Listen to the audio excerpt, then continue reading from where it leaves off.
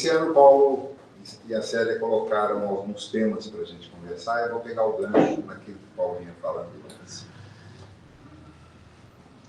Tem uma coisa que todos nós temos em comum como aspiração, desejo.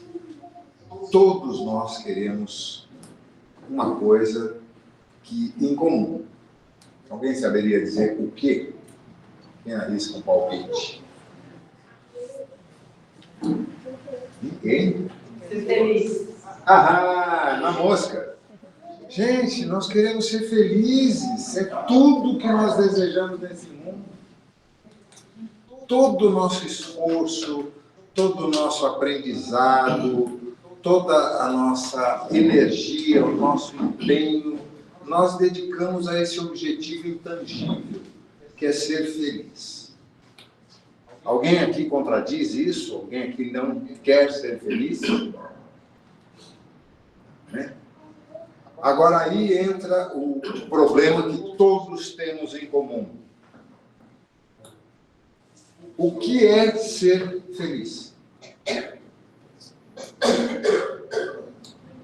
Isso é tão intangível que eu duvido que, se a gente passasse um papel e uma caneta aqui, para cada um anotar numa frase o que é ser feliz, como eu serei ou seria feliz.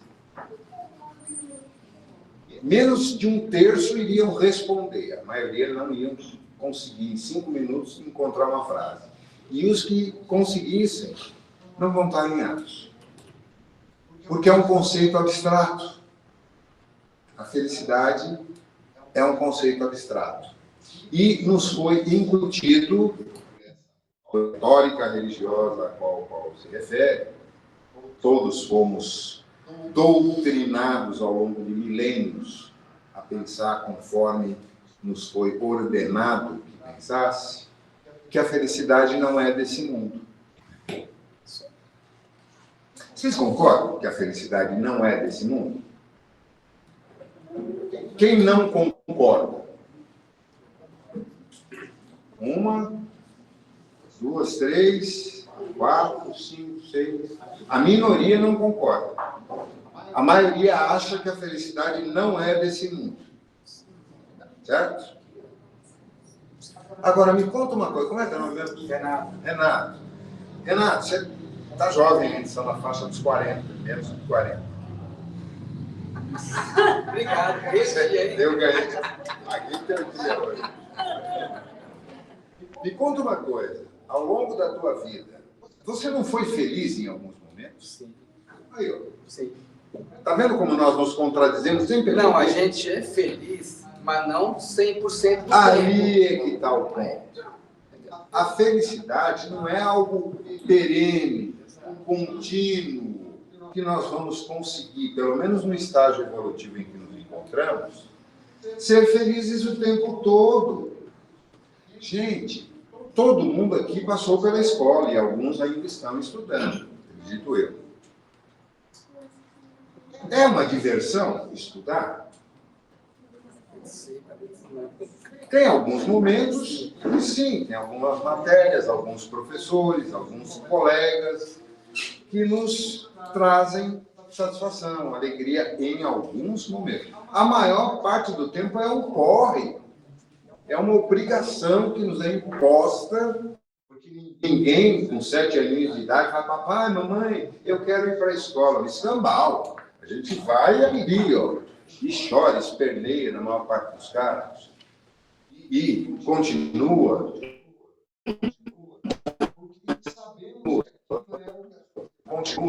Porque sabemos que aquilo é o que a sociedade espera de nós. Você precisa ter um futuro. Se você não estudar, você não tem futuro. E por aí vai. Nós todos aqui, caso alguém não saiba, somos alunos da escola que erroneamente chamam de terra. Na minha opinião, ela deveria se chamar água. Mas convencionou-se chamá-la de terra. E ela é uma escola. E todos estamos numa fase de aprendizado que é a mais difícil para todo aquele que já enfrentou toda a jornada acadêmica, que é o vestibular. Ou coisinha dolorosa, estressante, difícil.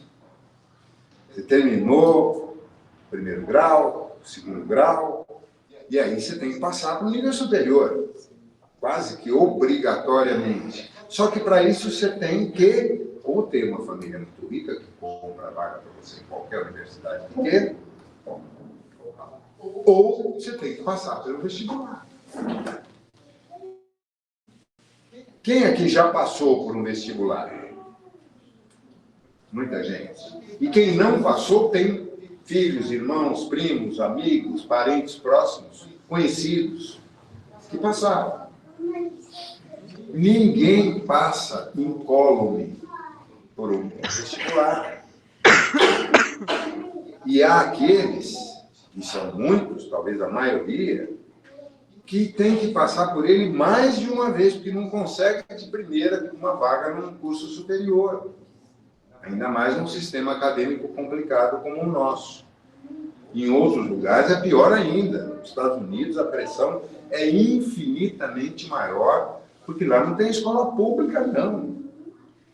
E fazer uma faculdade lá é coisa de $1 milhão, aproximadamente, em dias de hoje. Então, o pessoal rala para obter uma bolsa, ainda que parcial.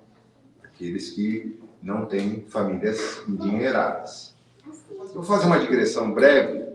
Eu assisti um filme baseado na vida de um rapaz norte-americano, com 18 anos de idade, que ele nasceu sem uma perna. A mãe quase que o abandonou, foi meio, perdão da expressão, porra louca durante um momento, e depois se casou com um cara que não era lá nenhuma maravilha, e teve mais 5 filhos, além dele, e o cara aceitou como parte do pacote, mas nunca o reconheceu como filho, pelo contrário, fazia questão de enfatizar que era filho dele, além do que ele era negro. A mãe era mexicana, descendente de mexicanos, e o pai era também descendente de mexicanos, ou brancos, chicanos, mas brancos. Então ele sofria também o preconceito. E esse rapaz foi se desenvolvendo na escola.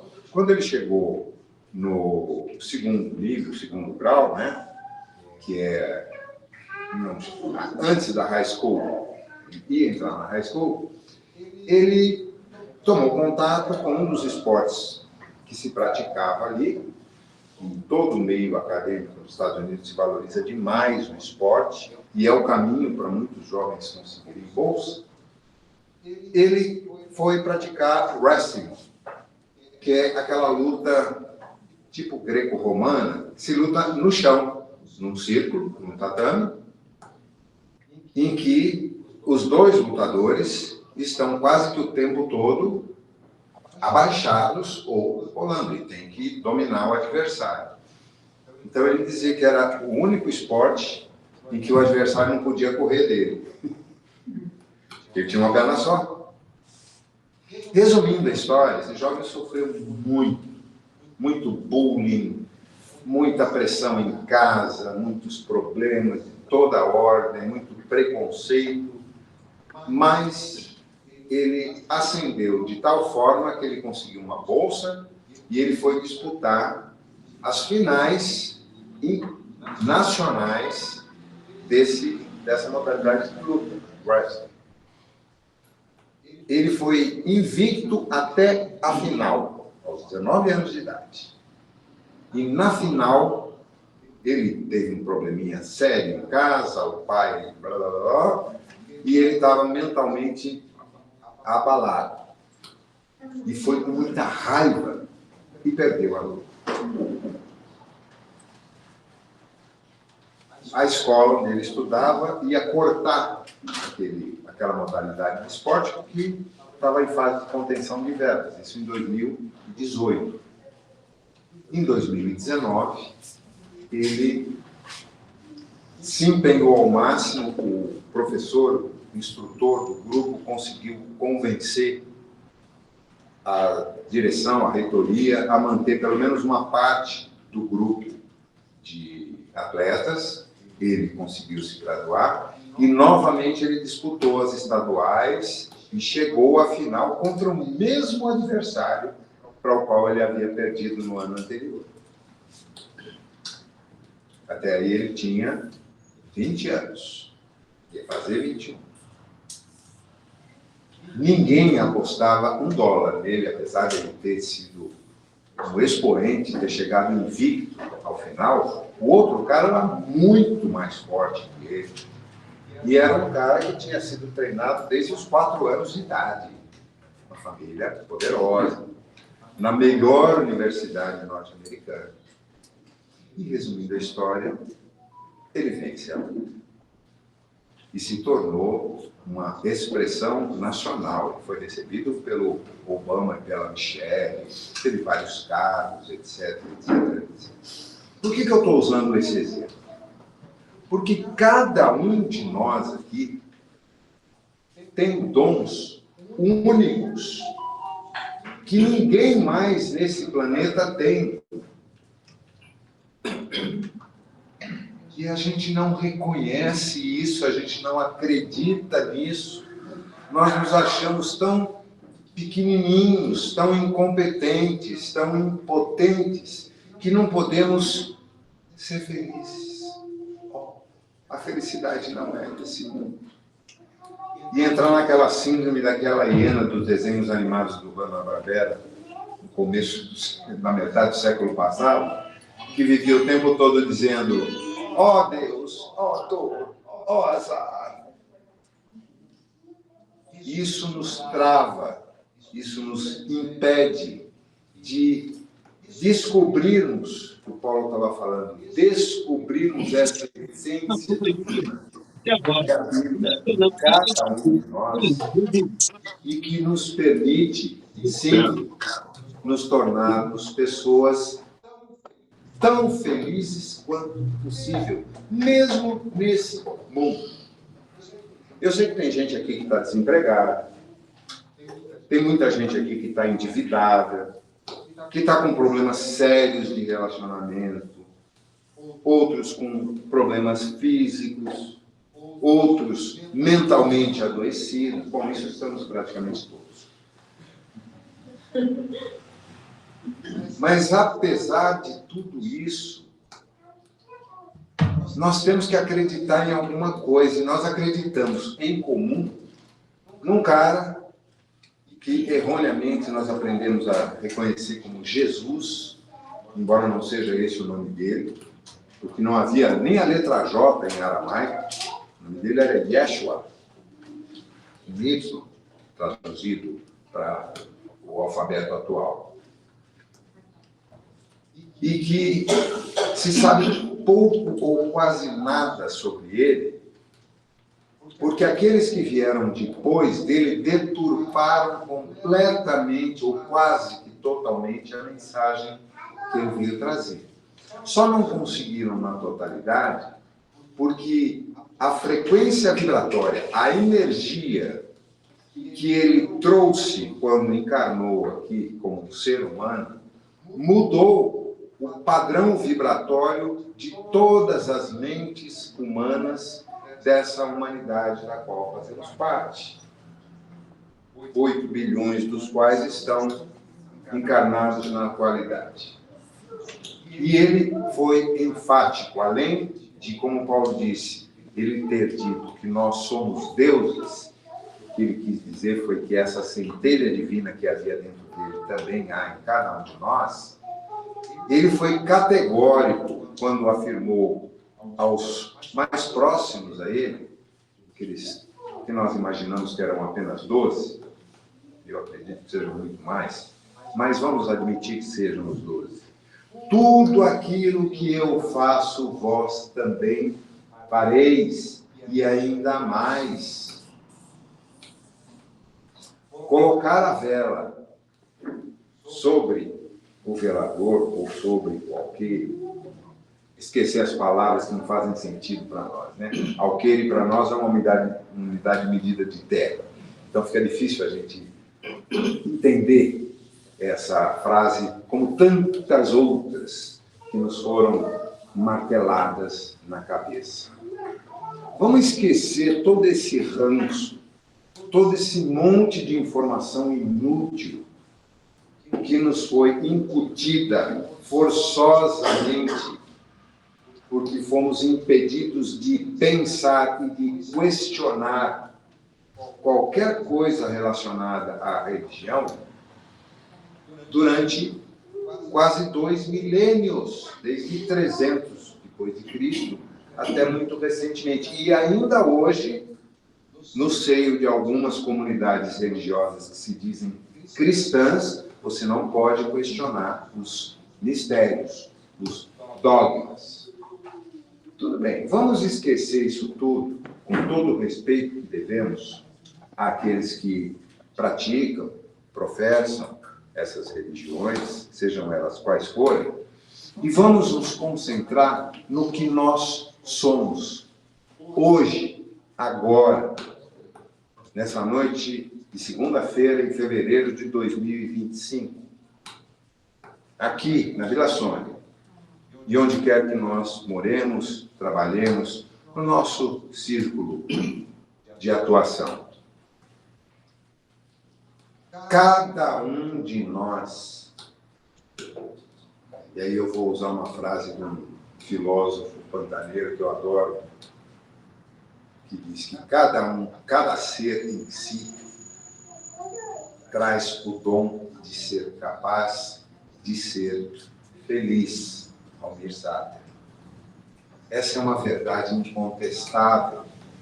Agora, falar é fácil, como ser feliz? Então eu vou abreviar para não me estender muito. Até que hora já tem, Paulo? Ou já foi? Até 5 minutos. Então tá, vou procurar abreviar nesses 5 minutos que resta. Aquilo que sobrou do Evangelho de Yeshua, ou Jesus, que passamos a conhecê-lo, que chegou até nós incorrupto, porque não pôde ser modificado, nos basta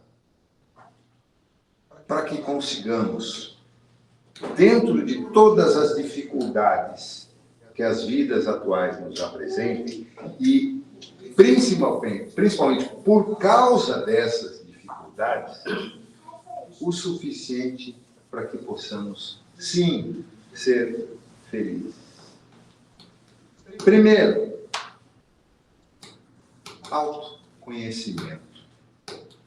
Não acreditar no que os outros falam que eu sou. Eu quero saber, eu, por mim mesmo, buscar essa resposta dentro de mim. O que eu sou. Não o que eu faço. Não a minha profissão. Não o meu estado, o meu gênero morfológico, biológico. Não. A minha essência. O que é? Qual é o meu dom? Qual é o meu desígnio? O que eu sei fazer? O que eu amo fazer? O que me traz indignação, raiva? E que eu posso mudar? O que me deixa triste e que eu posso, eventualmente, contribuir para aliviar essa tristeza? E, acima de tudo, o que eu amo? Pode ser fazer bolo. Cadê a Beth? Não está aqui, né? A Beth, alguém já comeu algum doce, bolo que a Beth faz? Muito, né? Gente, o que é aquilo? É amor em pedaços, para fazer a corruptela da rede de docerias. Porque ela faz com amor. Cada um de nós tem esse dom de fazer algo com amor. Por mais simples que pareça. Segundo, quando eu começo a perguntar o que eu sou, quem eu sou, de fato, as respostas começam a surgir. Então a gente tem que estar com os ouvidos do coração abertos. Para isso a gente precisa de meditação. 10 minutinhos por dia de manhã, 10 minutinhos por dia à noite. Ah, mas meditação é difícil, eu já tentei, não consigo. Conversa mole para boi dormir, todo mundo consegue meditar. Procure se informar melhor. Hoje a internet nos dá inúmeras técnicas, informações. Você respira? Sim. Pronto, basta. É a única condição essencial para meditar, é respirar. O resto é fácil de aplicar. E terceiro, esse é um ponto chave e fundamental e a síntese da mensagem do Divino Rabi de Galileia. Amar a si próprio e amar o próximo. Parece muito ilusório que a gente, quase todos nós, que eu diria todos, ainda somos analfabetos no amor. Porque estamos ainda presos a duas coisas que são necessárias antes de conseguirmos amar. Primeiro, a gratidão. Sem a gratidão, a gente não consegue se colocar num estado de espírito adequado para vibrar, exprimir a energia do amor. E quando a gente se sente grato por acordar, por respirar, por ter o que comer, estar vivo, por ter essa oportunidade, tem o segundo ponto, e esse sim é a nossa lição mais difícil. Perdoar. Não desculpar. Desculpar é outra coisa. Desculpar é tirar a culpa de alguém. Não. Você pisou na bola comigo grandão. Então eu não vou tirar a tua culpa, a tua responsabilidade. Mas eu te perdoo. Eu não vou me conectar com a ação que você fez contra mim, ou a palavra, ou o gesto, e ficar imantado naquilo. E muitas vezes a nossa maior dificuldade em perdoar não é ao outro, é a nós mesmos. Porque nós carregamos um saco de culpas nas nossas, pelo menos, últimas 7 ou 8 existências. E a gente tem que se livrar disso. A gente tem que se reconhecer como filho do Criador do Universo, como um ser divino que está aqui para vibrar na energia do amor, porque vibrando amor que nós vamos ajudar o processo de transformação no qual estamos inseridos e passar esse bendito vestibular, pô.